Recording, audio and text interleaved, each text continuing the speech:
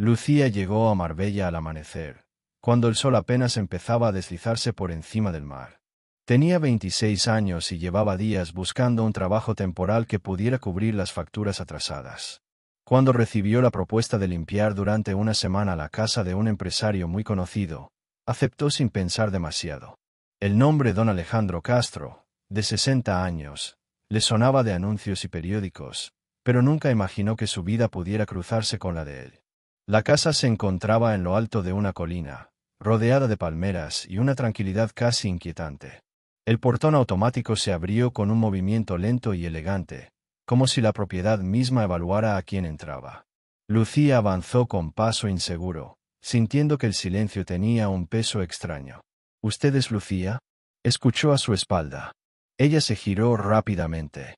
Allí estaba don Alejandro.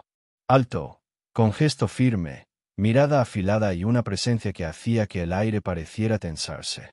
Su cabello plateado estaba peinado hacia atrás y su camisa, impecable, daba la impresión de que jamás se arrugaba. —Sí, señor Castro —respondió Lucía. Él no sonrió, ni siquiera asintió. Simplemente la observó unos segundos más de lo necesario.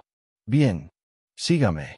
Le enseñaré la casa —dijo finalmente. Recorrieron los pasillos amplios, las escaleras brillantes, los salones decorados con arte moderno. Cada habitación parecía salida de una revista. Pero, más que el lujo, lo que inquietaba a Lucía era que don Alejandro siempre caminaba detrás de ella, demasiado cerca, como si analizara cada uno de sus movimientos. —Aquí quiero que todo quede exactamente igual —indicó en un salón lleno de cristales y estanterías. —Exactamente —repitió, subrayando cada sílaba. Lucía tragó saliva. Notó cómo él la miraba, no con interés superficial, sino con una especie de atención calculada, casi incómoda. Cuando comenzó a trabajar, él se presentó en la puerta de la cocina sin que ella lo oyera llegar. —¿Siempre limpia empezando por la izquierda? —preguntó. —Sí, es costumbre —contestó ella. —Ordenada. Eso es bueno —dijo, aunque su tono sonó más a examen que a halago. Cada vez que Lucía cambiaba de habitación, él aparecía de nuevo. Observaba. Preguntaba cosas pequeñas: ¿cuánto tardaría? ¿Por qué elegía ese método? Si solía trabajar sola, si tenía familia cerca. Su voz era fría, pero sus ojos seguían cada gesto con una precisión inquietante. En un momento, mientras ella limpiaba una estantería alta, sintió su mirada en la espalda como si fuera un toque invisible. Se giró. Él estaba allí otra vez, quieto, con los brazos cruzados. —Va bien —comentó él, aunque podría hacerlo con un poco más de detalle.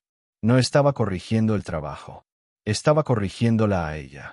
Hasta los pocos cumplidos que hacía tenían un tono seco, casi clínico, como si quisiera comprobar cómo reaccionaba. Lucía empezó a sentir que en el aire entre ellos había algo extraño. No era atracción, no era simpatía, pero tampoco hostilidad. Era tensión. Una tensión silenciosa, íntima de un modo que no debía serlo. Al terminar la jornada, Lucía sintió un cansancio que no tenía nada que ver con la limpieza. Fue a guardar los utensilios cuando escuchó su voz, demasiado cerca otra vez. —Mañana empezaremos más temprano. Quiero supervisarlo todo personalmente. Ella bajó la mirada para evitar la intensidad de sus ojos. No podía renunciar a ese trabajo, aunque cada minuto allí la hacía sentir observada, medida, casi atrapada. Salió de la casa con el atardecer cayendo sobre Marbella.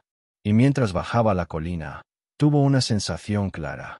Esa semana no sería como ninguna otra de su vida. A la mañana siguiente, Lucía llegó antes de la hora que él había marcado, esperando avanzar algo sin sentir su presencia detrás. Pero al abrir la puerta trasera de la cocina, encontró una taza de café caliente sobre la mesa. Junto a ella, una nota escrita con una letra elegante. Para que empiece el día con energía. —Ase. Lucía se quedó inmóvil unos segundos. Ella no había mencionado que no desayunaba. Sin embargo, él lo había notado. O lo había supuesto. Y esa capacidad de observar lo que no se decía la inquietaba aún más. Cuando empezó a limpiar el comedor, escuchó pasos lentos detrás. No necesitó girarse para saber quién era. —Lucía, pensé que preferiría el café sin azúcar —dijo él—, pronunciando su nombre con una suavidad casi calculada. «Está bien así, señor», respondió, manteniendo la vista en la mesa. «Le queda bien ese peinado», añadió sin transición. «Le da un aire atento». No era un halago normal. Era una frase que se quedaba suspendida, con un tono que no pertenecía a un empleador. Lucía decidió no contestar. A lo largo del día, la situación empeoró. Cada vez que hablaba con uno de los guardias de seguridad, aunque fuera para pedir acceso a una zona del jardín, Alejandro aparecía unos minutos después. «Veo que habla mucho con Roberto», comentó en un momento, mirando por la ventana. «¿Le ha contado algo interesante?» Lucía frunció el ceño. «Solo me explicó cómo abrir la puerta del almacén de herramientas». «Ajá», respondió él, pero su mirada dijo otra cosa. Desde ese instante, cada vez que Roberto pasaba por el pasillo, Alejandro observaba con una expresión difícil de definir. No era enojo, pero tampoco neutralidad. Era posesividad, como si ella fuera parte de su propiedad temporal. Durante la tarde, él comenzó a llamarla por su nombre a cada frase. «Lucía, cierre esa ventana. Lucía, aquí hay polvo en la esquina. Lucía, acompáñeme un momento». Demasiadas veces. Demasiado marcado. Y cada vez que lo decía, su voz descendía apenas un tono, como si su nombre tuviera un peso especial en su boca. Lucía se sentía atrapada entre la incomodidad y un extraño tipo de compasión que no sabía cómo manejar. Todo cambió a media tarde, cuando al pasar por el pasillo del despacho escuchó la voz de Alejandro al teléfono. No pensaba detenerse, pero la puerta estaba entreabierta y las palabras salieron claras. «Sí, cariño, disfruta Tenerife. Claro, no te preocupes. Estoy perfectamente». Hizo una pausa larga. «¿Que si estoy solo?» «Sí, sí. Bueno, ya sabes que no me gusta molestar a nadie». Lucía notó algo en su tono. Una fragilidad inesperada, un cansancio que no había mostrado frente a ella. El hombre rígido, controlado, casi invasivo, sounded different, casi roto en los bordes. «Tranquila, no necesito nada», continuó él, forzando una risa breve. «No, no hace falta que vuelvas antes. Pásalo bien». Cuando colgó, hubo un silencio pesado.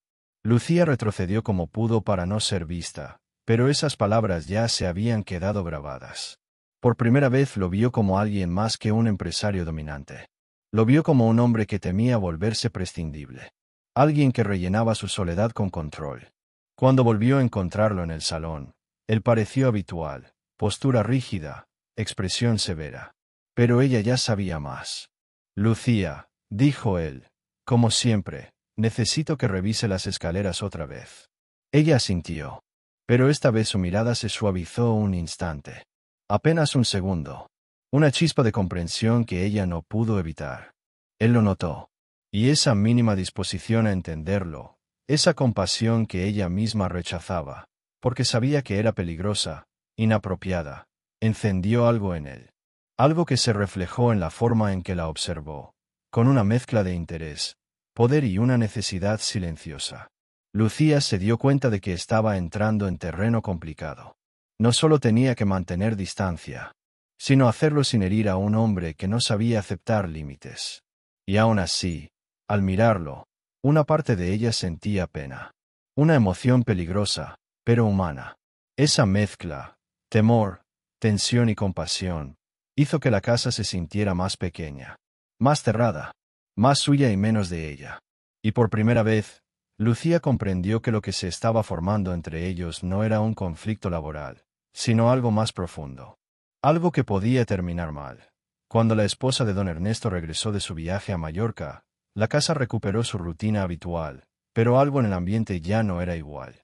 Sofía lo sentía en los silencios, en la forma en que él evitaba mirarla directamente, como si temiera que ella pudiera leerle el alma, o recordar aquello que ninguno de los dos se atrevió a nombrar. Había terminado su trabajo y estaba a punto de marcharse cuando él apareció en la entrada del patio, apoyado en el marco de la puerta, con esa mezcla de autoridad y fragilidad que lo hacía parecer distinto a cualquier hombre que ella hubiera conocido. «Sofía», dijo con voz baja, «gracias por todo. Sé que no te lo puse fácil». Ella respondió con sinceridad, sin dureza. «Lo importante es que aprendí mucho». Más de lo que imaginaba. Él dejó escapar una risa suave, casi triste. Ojalá pudiera retroceder el tiempo y comportarme mejor. No todos los días llega alguien a tu vida para recordarte que todavía, buscó la palabra, puedes cambiar. Sofía sintió un nudo extraño en el pecho. Prefirió guardar silencio. Cualquier frase podía sonar demasiado profunda. Él dio un paso atrás, como aceptando una frontera invisible que ninguno de los dos había marcado, pero que ambos comprendían. Te deseo cosas buenas, Sofía. De verdad. Ella asintió. Y al salir por la puerta principal, la luz cálida del atardecer cayó sobre ella como si Sevilla, con sus calles antiguas y balcones llenos de bugambillas, le ofreciera una nueva oportunidad.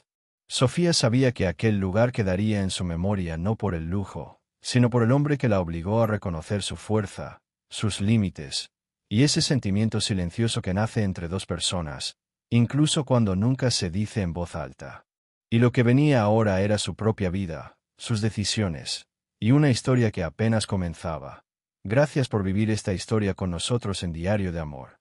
Suscríbete, dale like y no te pierdas los próximos capítulos donde el deseo y el destino vuelven a cruzarse.